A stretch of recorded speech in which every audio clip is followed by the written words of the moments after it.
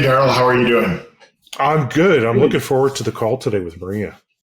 Yeah, so this segment for the Imperfect Cafe podcast number 2 with Maria Trusa. Daryl and I just want to talk a little bit and see how you're getting ready for the conversation. I think people are going to really like hearing her message. It's one of positivity and survival. It's stepping out of the victim mindset. And it's a story of survival and such powerful integrity.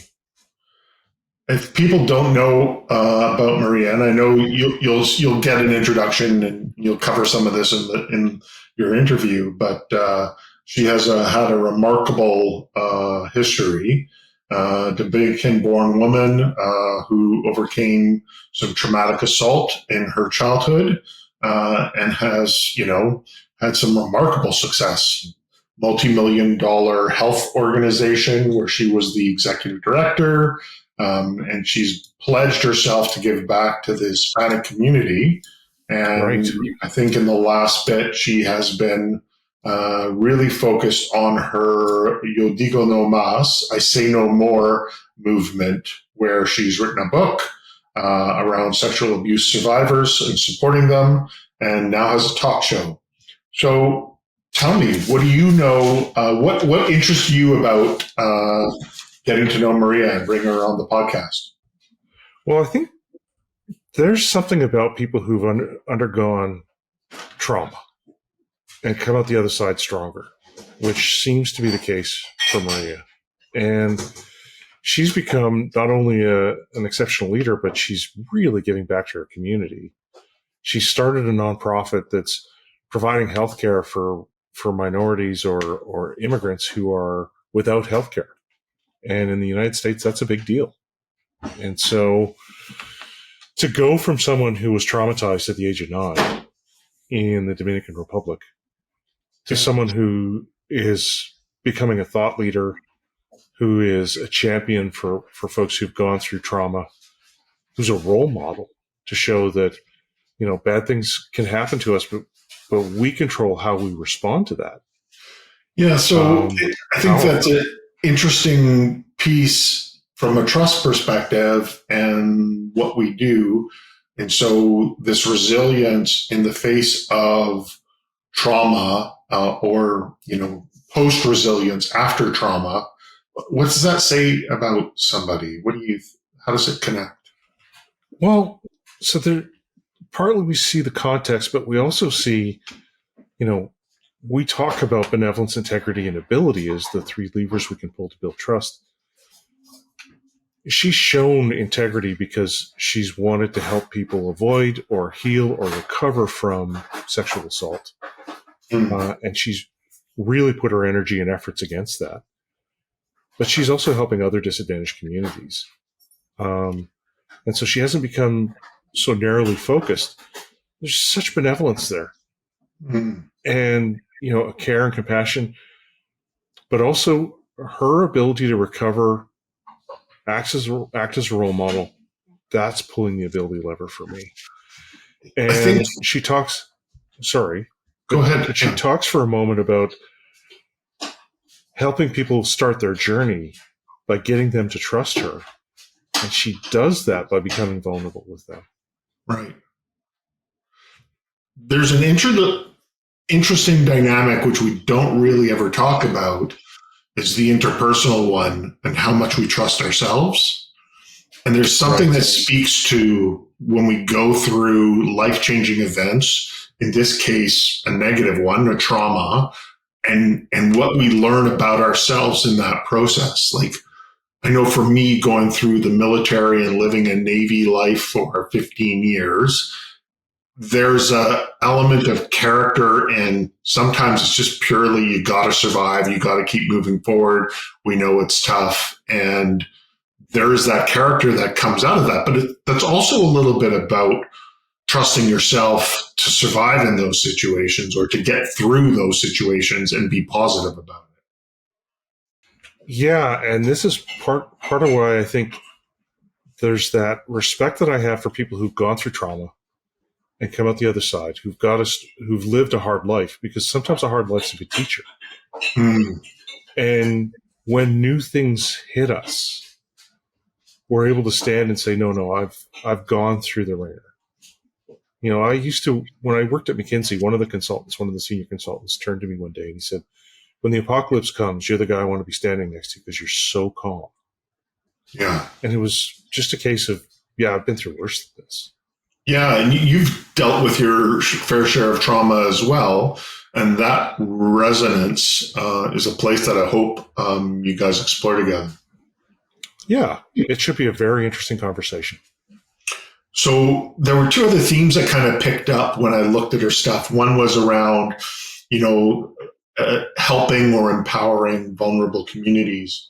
How do you think that is formative? Well, I think it's easy for us to talk about our own challenges, but she seems to have transcended that and wants to be helpful to others. Yeah. And there's a powerful message there, because it would be easy for her to say, I went through trauma and then I was successful as an executive and I made my money and now I'm just going to rest. And I don't think anyone would have found fault with that. Right. But to go that step beyond and say, I'm going to actually continue to share my story, to make myself vulnerable on a broader stage, and to use that vulnerability to advocate for people who have gone through similar things, to help them recover, to help them understand the path forward to their own strength. Yeah. That's a really powerful story. Very powerful, which you kind of segued well into that third theme that I saw is this inspirational history and inspiring others to step into the challenge that they face. And in this case, a real negative one, which is recovery from these kind of traumatic events. Well, and how much room do we give for those traumatic events to haunt us? How much space do we let them rent in our head? And the message I used to always give my sons is life happens. It's how we respond that matters. And, I have gone through trauma and we're going to talk about that at some point on one of these podcasts. But it doesn't define me. Right. It's, I've learned from it, and it's given me a sense of empathy for others who are feeling helpless and hopeless and struggling. Wow. Okay. So any different or specific questions that you have in store for Maria in the podcast? Well, I'm going to ask her what good looks like, because that's what I always do. I'm going to ask her what a good podcast would look like, what message she wants to get across. I really want to share her story with our listeners. Mm-hmm. And Maria's just put out a Facebook and podcast and YouTube piece saying that her aspiration for 2024 is to find a partner. Wow. Now that's vulnerability, right? Put it out there. That is vulnerability.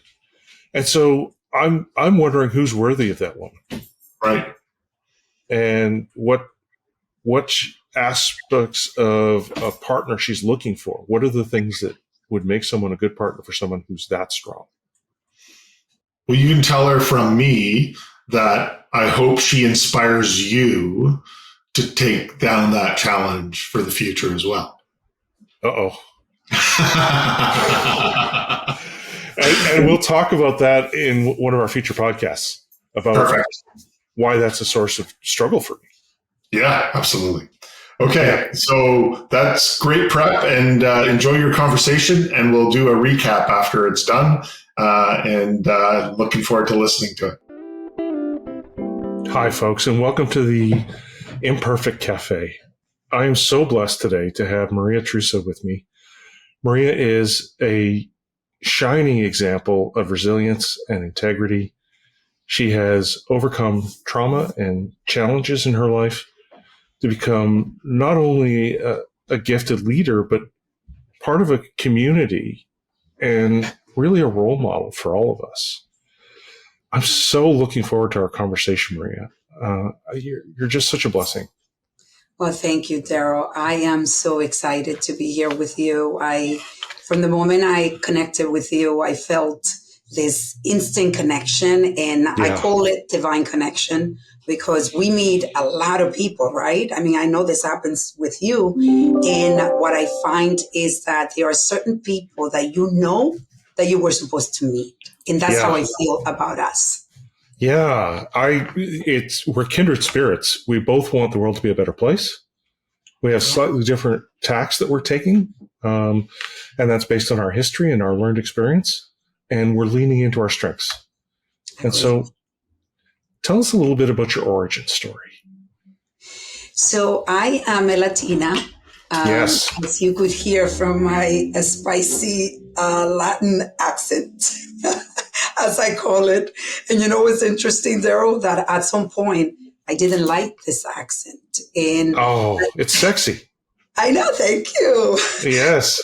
The irony is that we learn to, as you learn to really love you and not judge you, then you learn to love the things that are imperfect, because as we are in a space of imperfection, this is life. We are imperfect. So I was born and raised in the Dominican Republic, and I came here when I was 15 years old. And I come from a very small town. I mean, I don't even know how many people are there, but it's in the thousands. And we were very, very poor. I come from a father that unfortunately turned into an alcoholic. And so he became, I wouldn't say he was verbally abusive. My father was one of those people that got drunk, and he actually became very seduced and slept mostly through his drunkenness. But what he did was then he ended up being irresponsible, supporting the family. We got kicked from our homes about 17 times. And I was only from when I was born until age 8. Because then after that, my mom came to the United States because my father had other women. Even though he had 5 kids, he became totally irresponsible and totally dismissive to his family. So when my mom came to the United States, we were all split. She came with my 2 older brothers to support the family. And I ended up going to a cousin's house. My other brother went to a friend house. And then my little brother went to my father's parents, my grandparents. And that was really, really hard. And for about a year, we were in that space. And then my mother made enough money with my brothers to get us a home so that we could all come together. And there was a lady, her name is Paula, that actually is still in our lives. And we support her in the Dominican Republic. And Paula came to take care of us. So in that time, my father came also to live with us.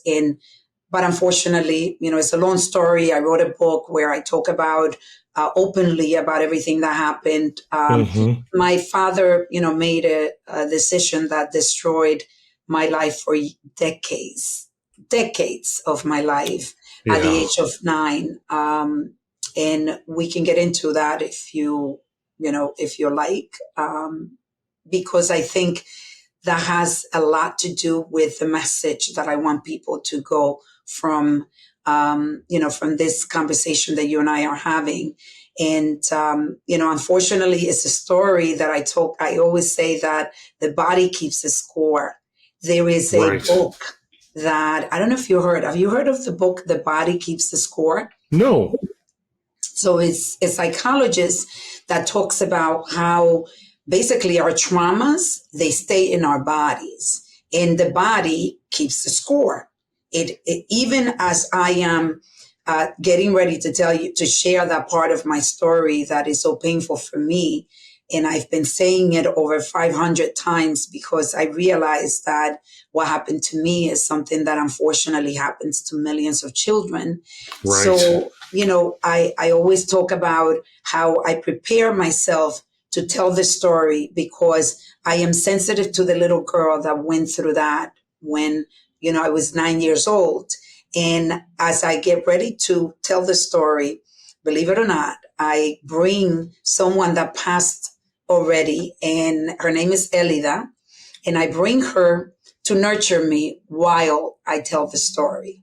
Because when we go through these traumas and we talk about them, you, in a way, you re-traumatize yourself. There's healing in it, but you are feeling the feelings as well. Right. So when I was 9 years old, my father came in the middle of the night to take my little brother that was 4 years old, and with a witchcraft man.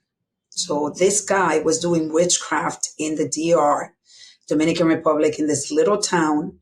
And I took my little brother from my father's hands, and I said, "You're not taking him." And my father then asked me, not asked me, by the way. I got distracted with this noise that's coming in my computer. My father forced me to go instead of my brother.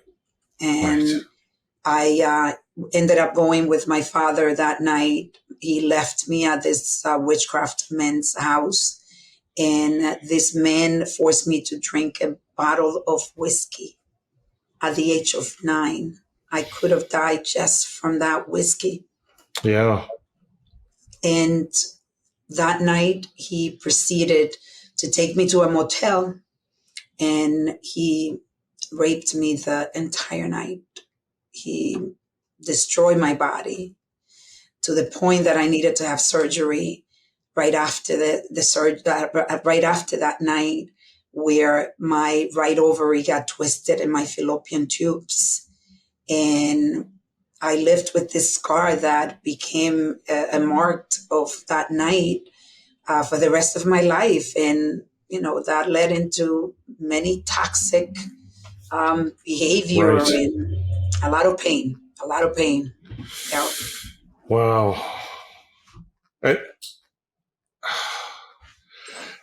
So it's a struggle for me to think about how to respond appropriately.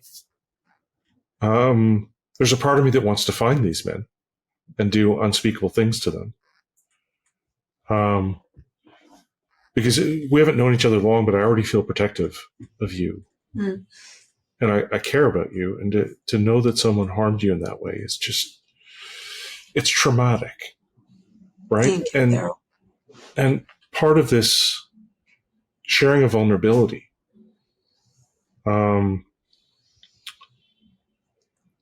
we talk about trust as a willingness to make yourself vulnerable.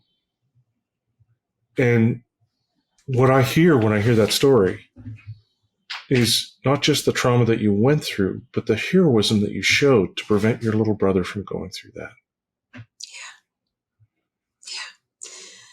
Daryl, we had a moment in November where my brothers, we go to the Dominican Republic every November for my mom's birthday. We've been doing this for over 25 years. My mom passed away 5 years ago. And we were at the beach, and we had a bonfire going. And there is my little brother that is not that little anymore. He's 50 years old.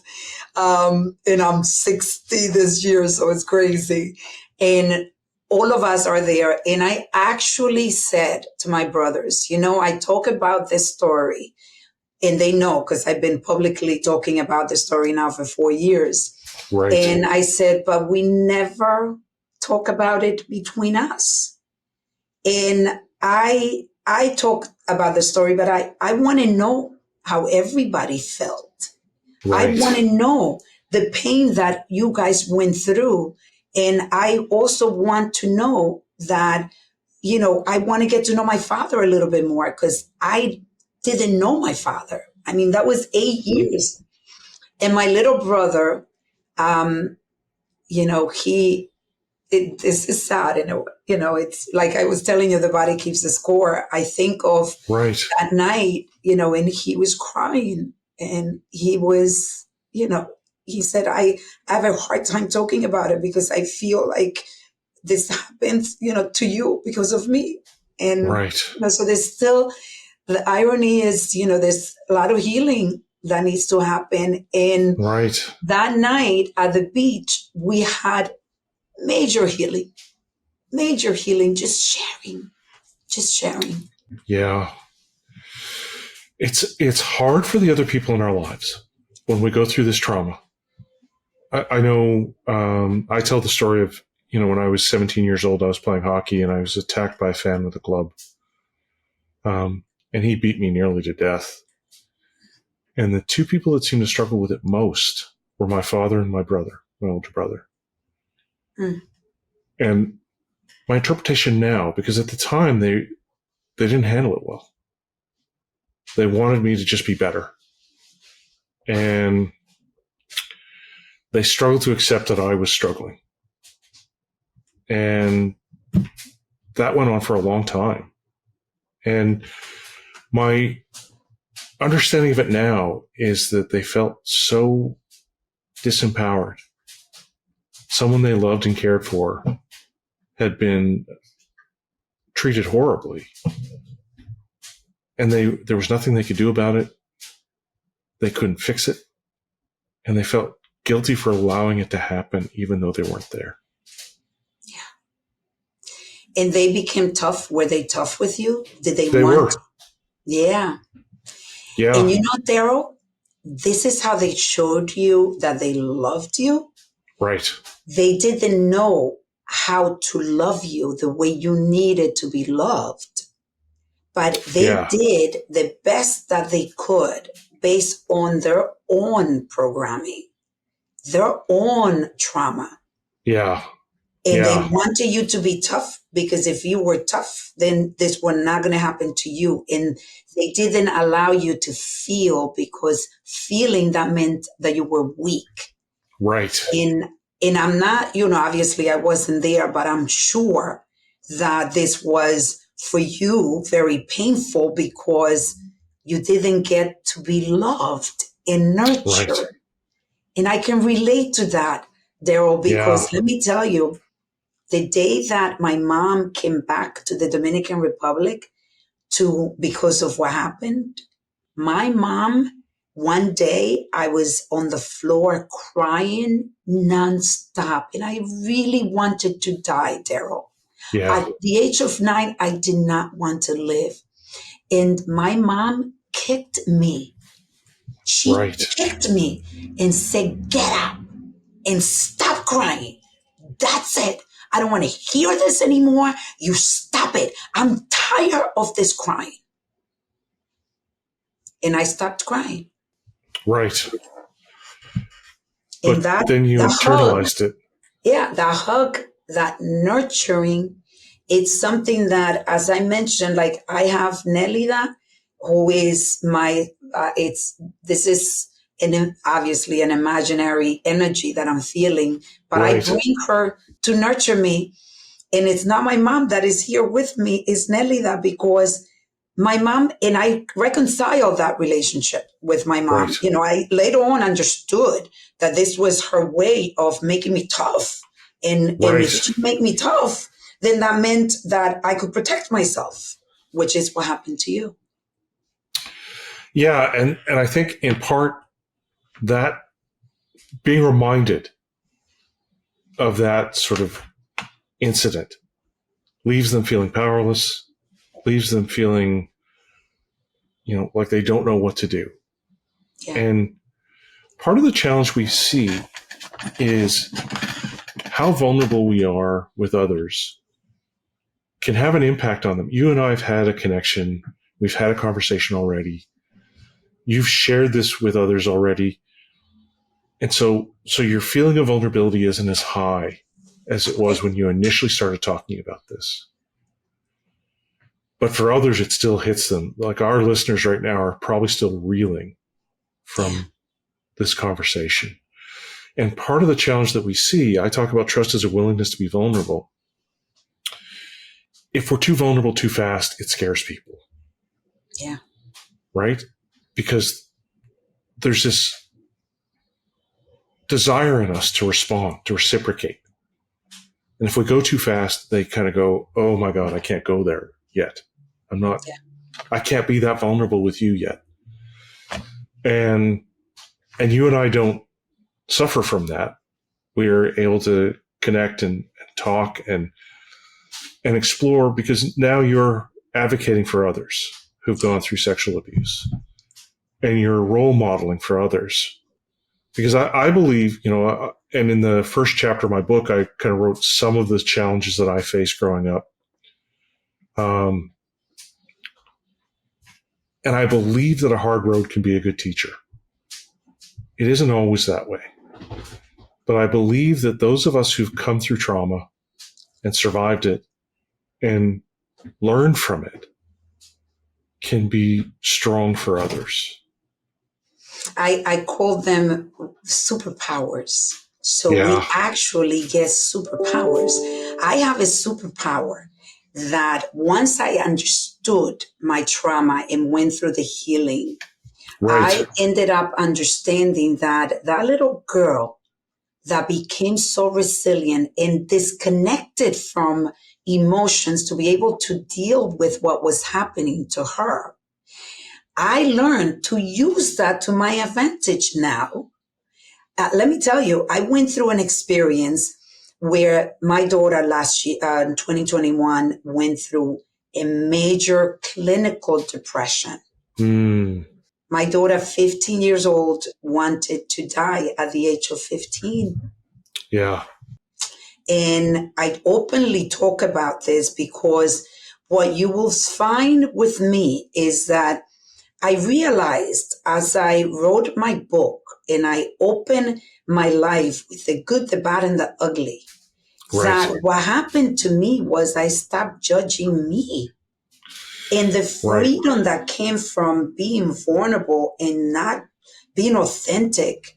Now I am I didn't speak about my daughter's journey until she was able to allow me to speak about it. Yeah. Because that's her journey. And now we both talk openly about her journey because we want other people to learn from this journey. And I want to tell you that this is when I learned more than ever the power of the resilience that you get from going through something that a lot of people don't survive. And a lot of people, unfortunately, go the wrong way and they become alcoholic or they become, drug addicts or they become abusers and they have, unfortunately, a life that is a life of destruction, not a life of construction. So for me, I realized that day that when my daughter actually went through this, how I used my superpower of disconnecting to the emotions because I needed to be there, focused, and be supporting her the way that she needed to be supported. But I did it, I was like conscious. I said, I'm going to bring my little girl right now. Jackie is here. I am disconnecting. I don't want to feel right now because I need to stay focused for this child. And I allow myself to feel later on. And later on, I did the crying and I had my therapist and I did all that I needed to do. But when I was in the midst of the crisis, I used my superpower. Right. Yeah. Yeah. And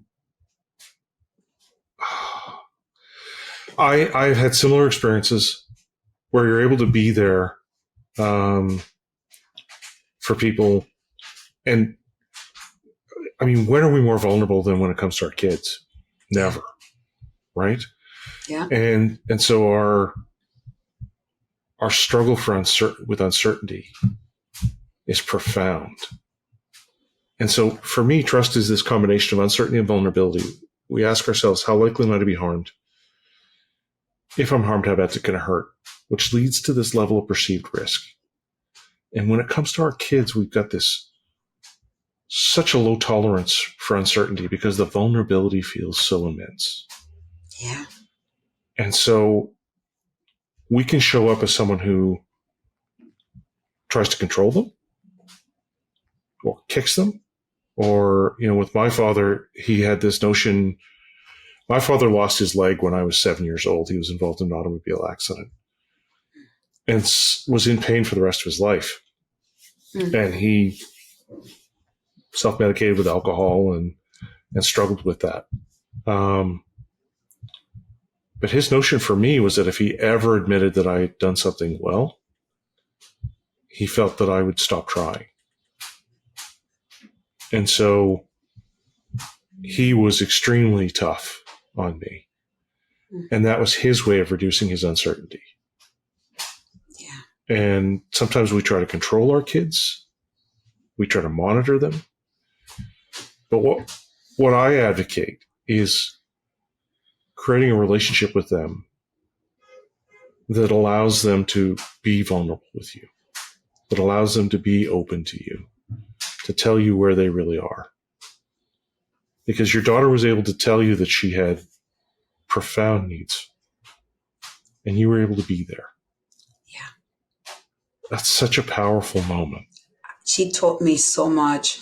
You know, when I was going through this, I was talking to, for me, God. You know, I believe in God, but whoever I believe in, you know, there is, I hope you believe in something, because God, when we don't believe in anything, you know, it's, but anyway, so I said to God, I am waiting for the lessons that you have for me in this experience, because I know that there are lessons, because I've gotten to the point where I have learned, especially after I wrote my book, when I went back to the 8-year-old girl and a little girl and then go to 55, I got to see the magic of the experiences that I've gone through and how the magic shows up. Yeah. And I'm like, I'm now waiting for a magical moment every time, because I got to see how everything is connected and that there's lessons in every chapter of our life. And the chapter with my daughter has been one of the most, for me, educational. I've gotten the most lessons out of that chapter. And the connection I have with my child is on fire. It's on fire. I have a 15-year-old daughter that shares her soul with me. They are, I was able, and I told her, I said, look, there's no judging. I'm going to learn to support you the way you need me to support you. Not the way that I think, like you were saying, we try to control our children, but you have, control is like an illusion, because there is some control we have. But if you use that control as a dictator, there is this connection. You're not going to connect with your child, and your child will be more out of control. Sorry, my light. This connection will create more out of control, a child that is more out of control. Yes. So trying to not judge your child, trying to listen to learn, like listen to what they're telling you so that you can learn how can you support them. For me, this was big. I mean, I started educating myself on everything that she was going through. She went through, I want to be a they, them. I want to be a he. I want to be, she changed her clothing, became dressed as a boy. And guess what? Now she's back to being the girl that she was, a girly girl. But while she went through that cycle, you know what I did? I started reading books about transgender, gender equality. I educated myself, and I said to my daughter, look, I'm going to do what you're asking me to do. You don't want me to call you daughter. I'm going to call you like you want me to, child. You want me to call you they, them. It's going to take me a little time to get to they, them, because to me, I'm thinking plural. So, but I'm going to tell you, and if you want to dress like a boy, I'm going to tell you that for me, it's hard. It's hard. I come from a background where, especially in the Dominican Republic, we were very big into, they teach you, you're a man, you marry a woman, you're a woman, you marry, a man. And those gender equality did not exist when I was growing up. But I can tell you that I believe that is not who you love, is how you love and how they're loving you that really matters. And I'm Right. going to support you, but I do need time to adjust. Yeah. I need time to adjust. And that opened up a whole new world of communication for me and my daughter. Yeah. And that's why I was telling you, like, our relationship is on fire.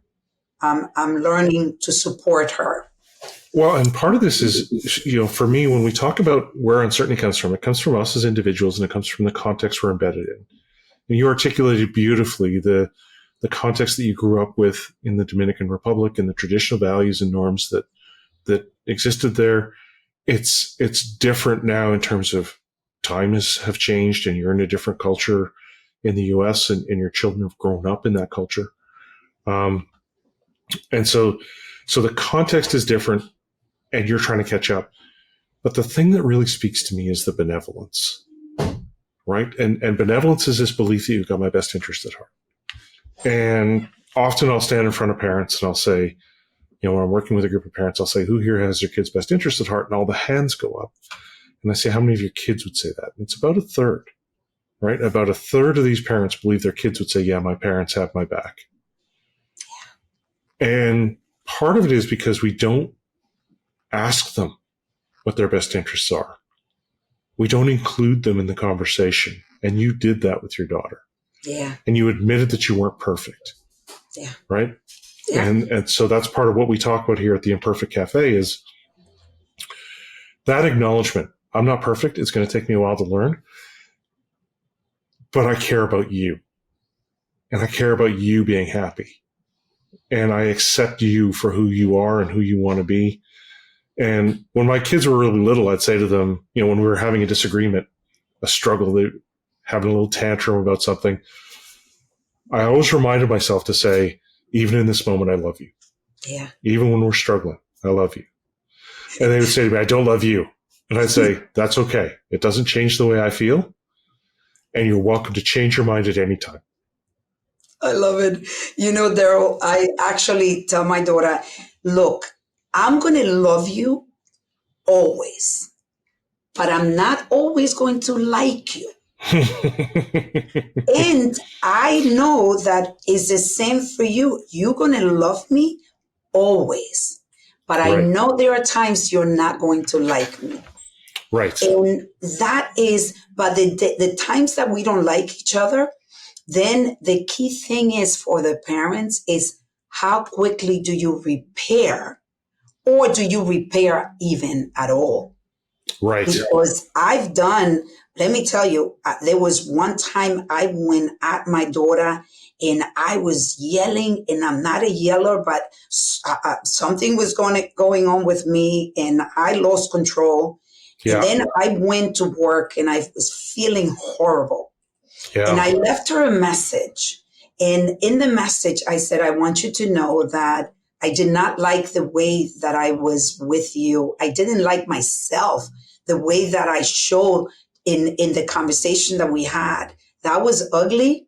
And it is not something that I am comfortable continuing to do. And I know that I want you to know that I am sorry, that Right. I really did not, I don't know why I got triggered that way, but I want you to know that I am sorry. And I got the most beautiful message from my daughter, starting with thank you for being vulnerable and showing me that even you can make mistakes and even you could lose control. And yeah, okay, that's beautiful. Yeah. And so I used to do something similar with my kids. I'd say, I don't like the way I handled that. And if I had it to do over again, I would do it this way. And often, we'd be having a struggle. And I'd think to myself, wow, somebody's going to have to be the adult here. And then the realization would hit me, it's probably me. Crap. So that acknowledgement, though, that we're not perfect, and it prevents them from being profoundly disappointed and going through that stage where they go, I thought you were perfect and you're just human. Yeah. And they, the relationship I have with my sons is really strong and incredibly important to me. And that's what we want as parents. The irony is we want to be so close, but yet sometimes we push them away. We do, and sometimes it's because of fear. Often it's because of that command and control style where we're trying to dominate them, to force them to do what we want because we think we know what's best for them. And they have to struggle to get free. Yeah. They need to become independent. And the harder they have to fight, the more damage it does to the relationship. Yeah, I agree. And so if we can actually help them make those transitions, help them become strong, independent, because the worst thing that could happen is that they fail to break free of us. Yeah. And then they become really well set up to be controlled by whoever comes along next. I agree. This transgenerational trauma is a real thing.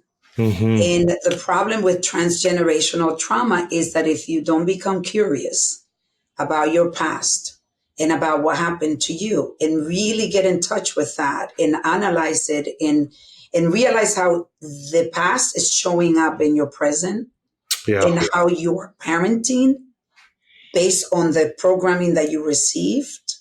And if you don't become curious enough, you make the same mistakes your parents made, and your parents try the best they could. I love the book from Oprah Winfrey that is called What Happened to You. And it's the last book, I believe, that she wrote with another therapist. And when I listened to that book, I was like, wow, it's powerful, because what she says is that there's an explanation for everyone's behavior. Right. We are born good. I've said that so many times. I truly believe that we are born in the light of God, that we are all a clean page that is beautiful and there's innocence. And we are made bad by the environment and by the transgenerational trauma that our parents bring with them.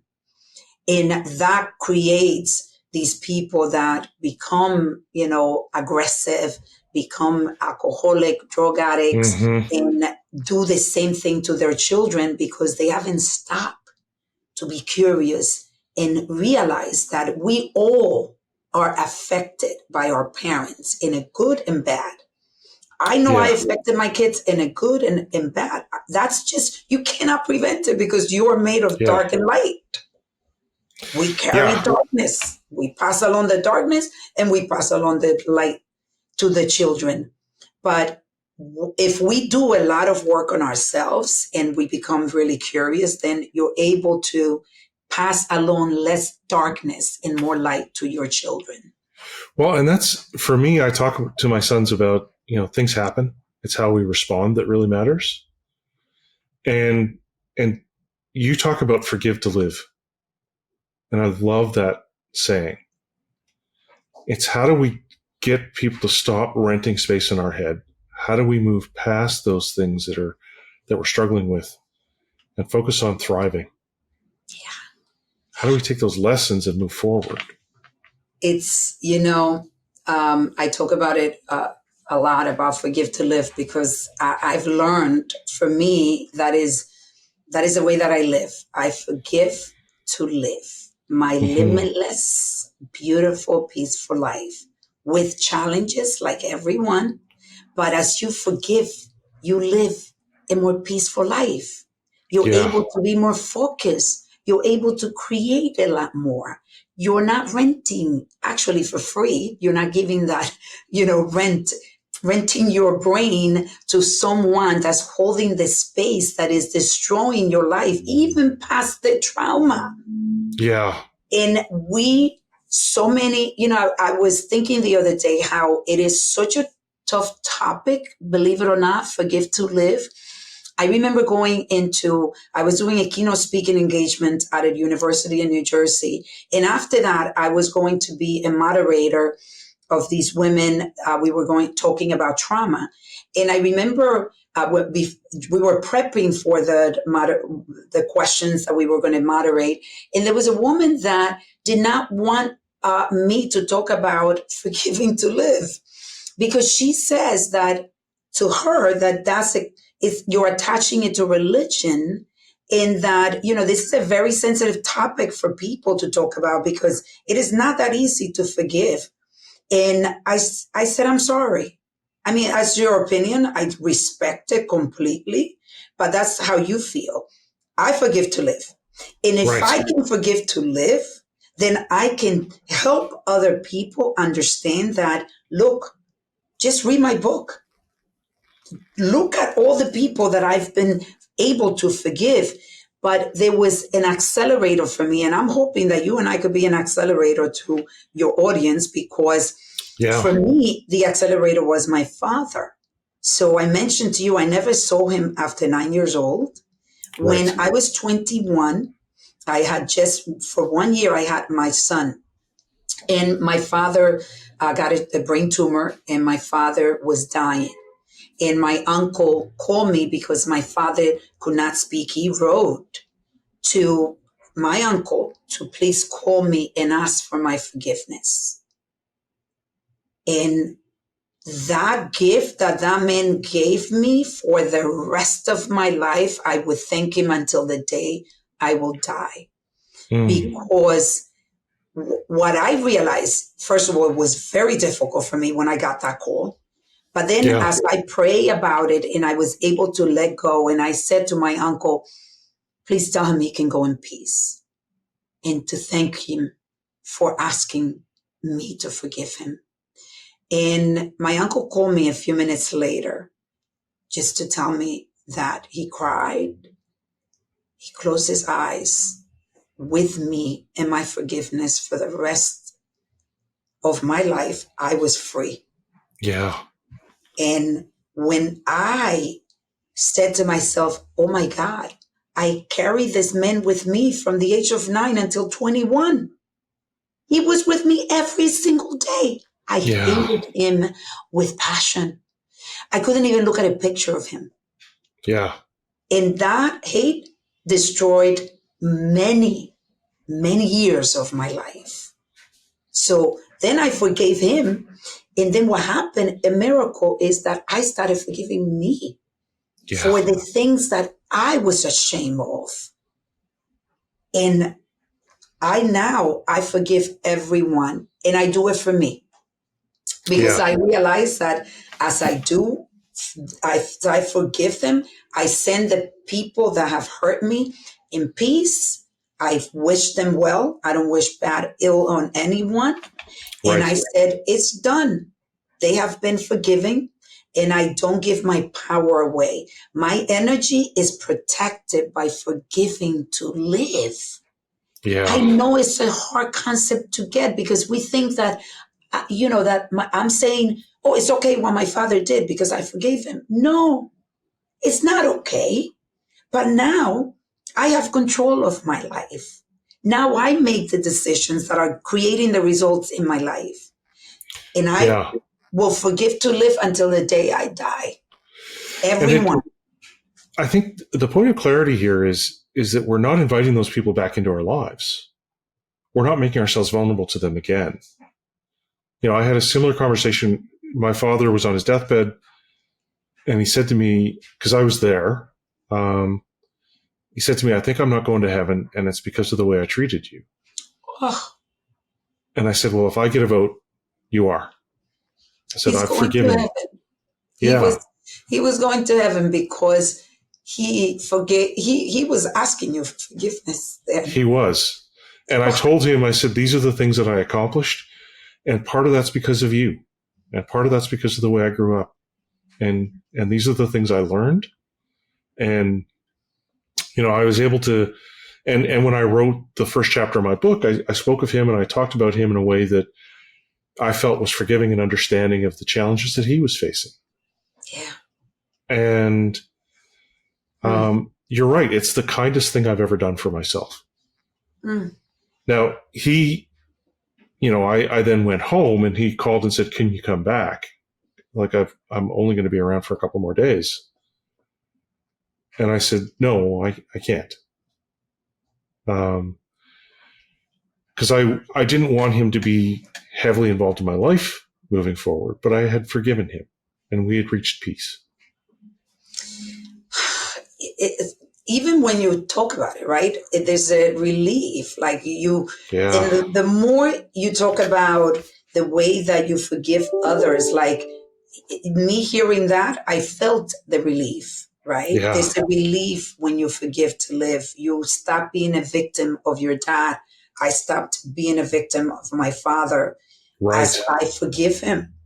And then you can create and you can stay focused and you don't have that resentment and that anger that ages you, that just, it shows. Even, I mean, one thing that I love about you, by the way, is you have this beautiful, soft voice. I mean, I could fall asleep to your voice. It's like, and that voice shows peace. Yeah. It's, and the work that you've done. I mean, you have done work to heal because it doesn't happen without work. I'm sorry. It doesn't. No. And it puts us in a place where we can actually help others, where we can empathize, where we can hear their stories and acknowledge their pain and understand how it drives them. Yeah. Now we're going to run out of time, which is unfortunate because you and I could talk forever, I think. I could tell. You posted something recently on YouTube saying that in 2024, you're going to look for someone to be your partner. Yes.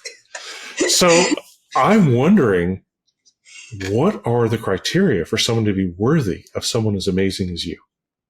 I want someone, my core values are love, kindness, and respect. Yeah. I want somebody that's going to be kind, loving, respectful. I want somebody that is sort of at my financial level, and I'm going to be open about it too, because, I'm authentic. So I say to myself, if I get somebody that is not able to do the things that I can do, then I'm going to, in a life where I already lived longer than I have left to live, then I'm not going to be able to ski. I'm not going to be able to. So we have to be at the same level. We don't have to be similar, because one thing that I learned is, I want him to have my weaknesses for him to be the strength. He could be my strength. And for me, that's important. I don't need to duplicate strength. He doesn't have to be brilliant. He doesn't have to be, have a crazy job. He just needs to be able to be loving, kind, respectful, and be able to be financially stable. And, and I really would love a family man. If he has family, to me, because I feel then that they could be, I love my family. I adore my children, my grandkids. So I want a family man that can nurture this family.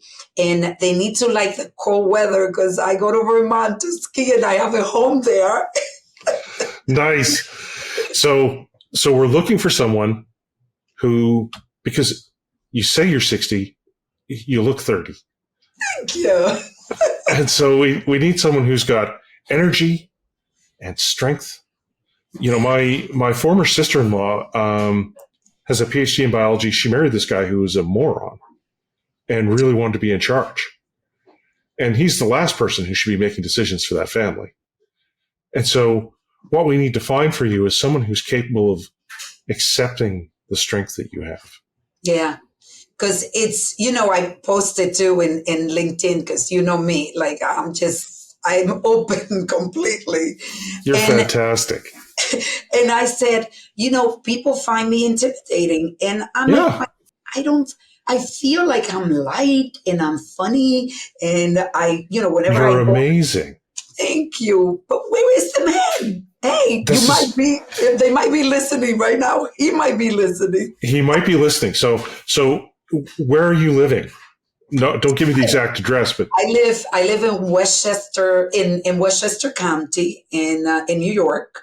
Okay, so we're looking for men in New York who might measure up. Yeah. In New York, they could be 50 minutes, 1 hour from here. It doesn't matter. I like to commute, and they, so I'm open, but I really, Daryl, this has been an area of my life that I'm still working on, and it has to do with my trauma. I chose Yeah. really toxic men in my life. I'm no longer doing that. Good I for am you. ready for love, and the We need love a hero. is out there. We need a hero for you. And so that's the charge to my audience at the Imperfect Cafe. Somebody who's imperfect in the ways that Maria isn't.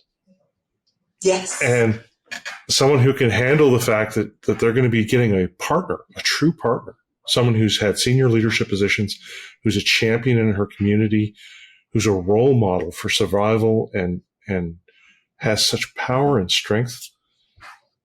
I'm hoping that guy's out there and that you find him soon.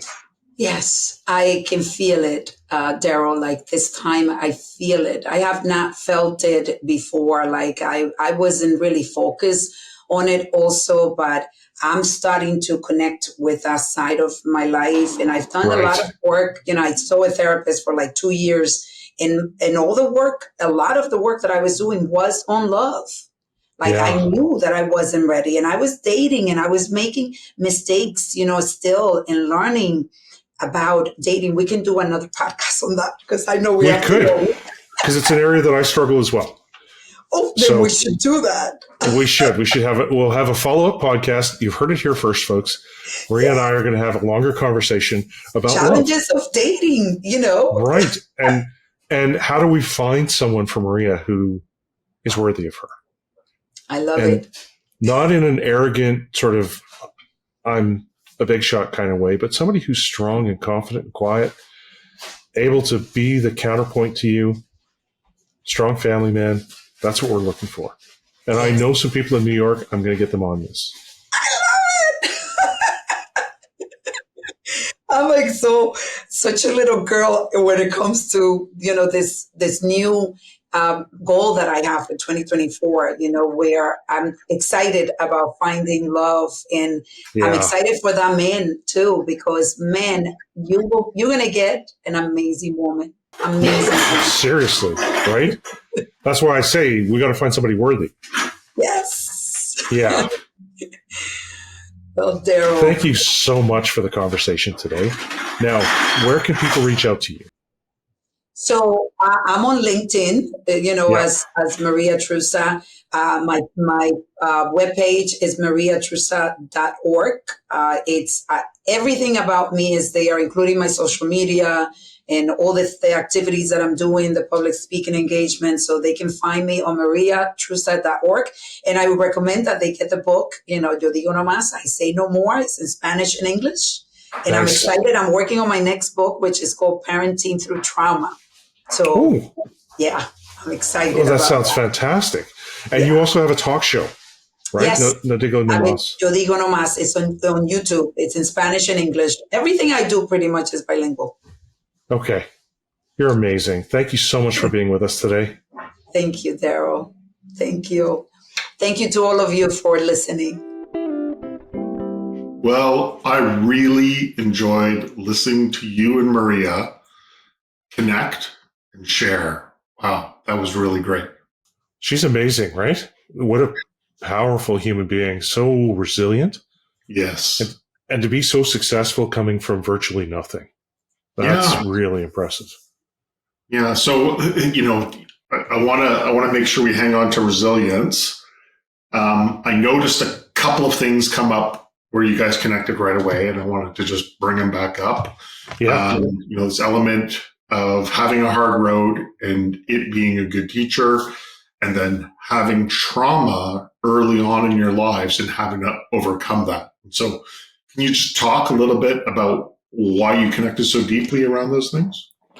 Well, I think once you've experienced some of that kind of stuff, you feel an empathy. And when you see someone else having gone through it, it feels a bit like a fellow traveler. Right. And you understand how hard that is. Yeah. Her recovering from what her father did, which is appalling. Yeah. It's showing that ability to not just survive, but thrive. That just impressed the hell out of me. Right. Okay. So like not wanting to belittle any of that because it's so deep. And so I want to keep bringing this back to the trust model, right? Yeah. So you guys connected really well and you had some overlap. So how, like you guys seem to trust each other almost intuitively. Tell me about that. What's that and how does that relate to the model? So partly when we talk about trust, you and I talk about both these cognitive elements and these emotional elements. And we had an initial conversation and I just liked her. Right. And I felt compassion. She made herself vulnerable early. Right. And it initiated a norm of response from me. Yeah. And so she trusted me with her story, but also with my attempt to share her story and interpret that in a different way. She went first. Yeah. And so for me, there's a deep emotional connection. I would love to help her find a partner to make her life meaningful and beautiful. And I actually feel that. Yeah. And so she triggered an even deeper, I like people and I want to help people.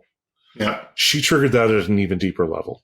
Right. And her desire to help others who are struggling, it just felt like there was so much integrity there and so much benevolence. Yeah. Yeah. So it's definitely interesting because it seems like, if I take the model and I try to break it down, I go, okay, there was a bunch of things going on. There was lots of acts of vulnerability that she was doing and sharing the narrative. Yeah. She was pulling the emotional lever because you reciprocated and you built that positive narrative about who she was and what she was about. There was also another overlap around, wanting to have impact in the world. And this isn't a little one because both of you, it's kind of, everyone has to have a calling and the need to feel like you bring your story to a higher level so that you can share it and have impact. That's an important step. It is. And I don't know quite how to describe it, Eric, but it's that feeling like I want to have positive impact, but I don't feel the need to have power over other people. Right. And that's a similar feel that I got from her. Yeah. Is that she's trying to lift other folks up. And there isn't enough of that in the world. Yeah, it was interesting to hear her story about her daughter who was going through depression and how she came to understand and intuit how to pull the benevolence letter and how to put her daughter's best interest at heart and to step out of her own kind of context and be able to adapt whatever context that was necessary in order to be helpful. Yeah, to put that other person's needs first and to actually, so she did a brilliant job of pulling the benevolence lever because she didn't make assumptions about what the best interest of her daughter was. She came alongside and asked the question. Yeah. And I see that with my own sons, right? Is what do they need in the moment? And try not to make assumptions about it. My sons are on different paths and it would be easy for them to compare and feel, oh, dad gets more attention from for me than for my brother or the other way around, or he's succeeding at X and I'm not, and I'm succeeding at Y and he isn't, which one means more? And the reality is that we need to figure out what success looks like for them. Yeah. And just be there. It is super difficult. And I think one of the things that, I have two good boys as well who are, young men now. Yeah. And I think we kind of settle into patterns and we watch them grow, but we don't change our patterns to adjust to their growth and development. We get comfortable or we find things because life gets too fast paced or things become too complex. So we rely on strategies and techniques that might have worked when they were in their teens or when they were in their preteens or when they were really young. And we don't kind of move through and change and adapt. And so, we're talking a lot about change, and not to kind of, Maria, to bring it back, seemed to go through a profound element of personal growth in order to achieve the things that were most important. But not everyone could do that. Not everyone could do it. And she talked about forgive to live.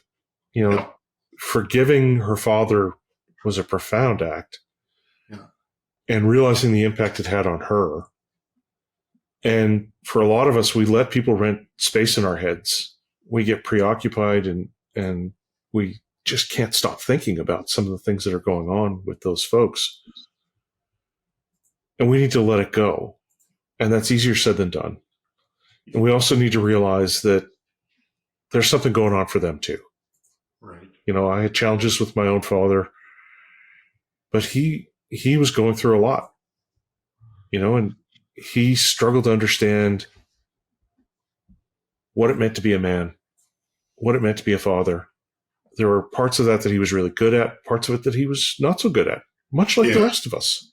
Yeah. And it's like, as we go through that evolution, that's one thing that I think changes, that I think I've shared more and more with my boys, so that they're not thinking, certain interactions or certain negative, situations have anything to do with them, but they're have to do with my struggles, or my wife's struggles, or my struggles at work, or my struggles in the world, right? And so by filling that in, eventually they start understanding, oh, this isn't necessarily about me, but I might have triggered something.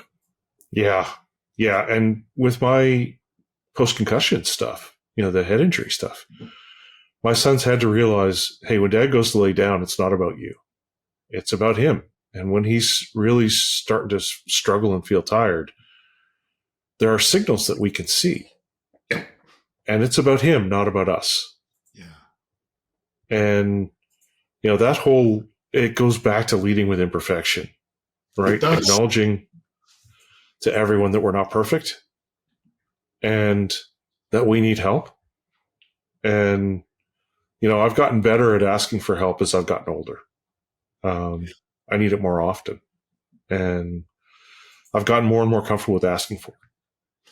Yeah, I think we all get into places where we want to be completely independent and just be able to do what we think we ought to be able to do and not have that question. But we don't always pay attention to ourselves in a way that, listening to the signals of being fatigued or being hungry or being just unable to go where we need to be mentally to achieve something. Right. And instead of, beating ourselves up, we need to kind of step back and go, okay, I need space here. Someone else needs to step in, or I need a break, or we need to figure this out a different way. Yeah. And that conversation with Maria really triggered some of those narratives around parenting and dealing with our kids and dealing with our parents and that family dynamic. Yeah. Right. Because we sometimes go through the same thing with our parents, where they're in decline and they're suffering loss and they're experiencing it. And we need to be aware of what they're going through as well. Right. So if they're being difficult and cranky and all those kinds of things, it's probably them, not us. Yeah. Superpowers. She talks about disconnection from emotions. I think I saw another superpower in action while you guys were talking, is that she could feel an emotion happening. And even on a virtual, she'd pluck it out of the air, articulate it, and then say, I can feel that. I can see that. I can sense that. And I don't think I've ever seen someone do it quite like she did. Yeah, she's pretty amazing. She's able to sense your emotion and resonate with it. Yeah. And boy, that's a powerful feeling of empathy. It's disarming, isn't it? It's almost like, wow, whoa. Yeah, that was good. It was very good. Yeah. So, okay. So from the trust perspective, deep elements of vulnerability from the model. and then vulnerability and trauma, and then how we kind of adapt and change to then build resilience. So I guess, what do we want to tell people learning about how to build trust better when it comes to vulnerability? And even if it's not a traumatic act, but it's one that impacts you significantly, what can you do to overcome that? Yeah. So part of the challenge, when Maria told me her story, it hit me. Yeah. And I don't know if you could tell, but I was getting choked up. I was dealing with these different anger and protectiveness. And I told her I want to find those people and do horrible things to them. There's that rage about this sort of inequity, this terrible treatment of someone who you've already come to care about. Yeah. Part of the challenge, I think, when we're talking about vulnerability is, if we go too far, we run the risk of really impacting someone else. And it may be too much too soon. Yep. Now, she's been able to tell this story over time, and she's gotten better at it. But she acknowledged that her own family struggles with it. When they hear it, they feel guilt, shame. There's an element of that because we're part of the society that allowed something like that to happen. Yep. And the closer we are to her, the more guilt we might feel. When we're sharing vulnerability, it's best for us to start with something small. And it initiates a normal reciprocity. And part of the challenge here is, if we go too big too fast, people may just opt out because they're feeling like, I can't do that at that level yet. Yeah. Do you think people know that they're actually stepping away because they're being vulnerable? Like, I think sometimes people just can't go there, and then even the little things underneath, they don't even realize that there are other options they could do that would allow them to get more comfortable. Yeah, I think a lot of times we have a lack of awareness. And I think that there's a story that we tell. So if I made myself incredibly vulnerable in a moment, there would be some people who would want to be supportive. There'd be people who knew me who would kind of go, oh man, that explains some of the things I see. But there would be others who would pull away. Yeah. Now, what's the story that I have in my head about why they pull away? Is it because I feel they're rejecting me, or they think less of me? I probably don't have that positive narrative in my head of, I hit them too hard too fast and they're struggling with how to respond to that. But I think about that today in the complex world, more and more of us are pulling away from stuff that we might have engaged with before, but right now we're not. Yeah. And I think a lot of that stems from, you and I talk about uncertainty times vulnerability equals risk. Yeah. Vulnerability is fairly set, and uncertainty is bouncing all over the place on us. Yeah. Anything that provokes more vulnerability, we're cautious of. Yeah. And so it's harder and harder for us to be vulnerable, and it's harder and harder for us to see someone else being vulnerable or struggling. That's, I think, a key element too, right? Is that, we talk about how offering help and receiving help can be really good steps to making improvements around your own experience of vulnerability. But it's even hard sometimes to hear about somebody else's vulnerability, right? Yeah, because you feel like, oh my God, there's a pull at me to be more vulnerable, and I just can't right now. And I don't think I can help. There's so many things going on. We may avoid some of that. And that's partly what's leading to this epidemic of loneliness, these feelings of depression and anxiety that we're seeing in society, is people struggle to ask, and other people struggle to step up, so that when folks do ask, they may not get the response initially that they want and need. Yeah. Because we're all struggling. When we're struggling, it's also hard to guess what it is you want and need, right? And so sometimes hard to articulate. Yeah. And sometimes it's just acceptance. Yeah. Sometimes it's just someone to listen. And in the conversation with Maria, she said afterwards that she felt like she could just curl up inside my voice and that it felt safe. And that's partly what we can do, right? Is to be there. So one from this conversation with Maria, is there a highlight that really stands out for you? Meeting Maria was a highlight in and of itself. That conversation around resilience and her exemplifying vulnerability. That's what really stood out to me. The strength that she showed, because some people have this misperception that being vulnerable is weakness. It's a sign of weakness. That woman is not weak. And the reason that she's going to struggle to find somebody worthy of her is that it's going to need to be somebody who's strong enough to keep up with her. And, so how about we end on one piece of advice from the trust guru. All our listeners, they all want to get better at building trust. We know this, right? From a vulnerability perspective. Yeah.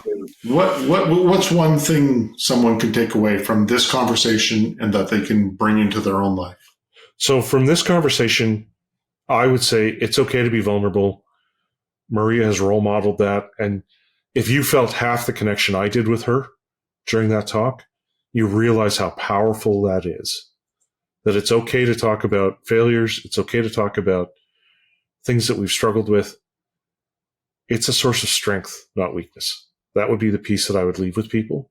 That think about ways that you can exhibit small amounts of vulnerability, sharing things like past failures, past struggles that you've had.